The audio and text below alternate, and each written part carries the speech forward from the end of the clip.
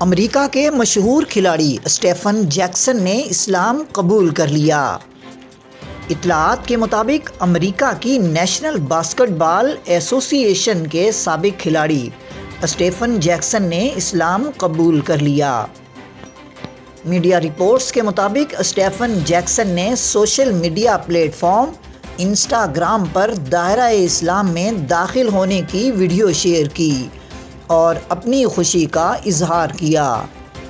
غیر ملکی media reports کے مطابق ریاست ٹیکساس کے شہر ہیوسٹن میں پیدا ہونے والے 42 سالہ اسٹیفن جیکسن نے 1997 میں باسکٹ بال کیریئر کا آغاز کیا اور 2014 میں ریٹائر ہوئے۔ انہوں نے نیشنل باسکٹ بال ایسوسی ایشن میں 14 سیزن کھیلے اور 12,000 سے زائد پوائنٹس اسکور کرنے کے ساتھ ساتھ ساتھی کھلاڑیوں کو ٹیم کے لیے 2,634 پوائنٹس اسکور کرنے میں مدد دی۔ اسٹیفن جیکسن نے اب باضابطہ طور پر دائرہ اسلام میں داخل ہونے کا اعلان کر دیا ہے۔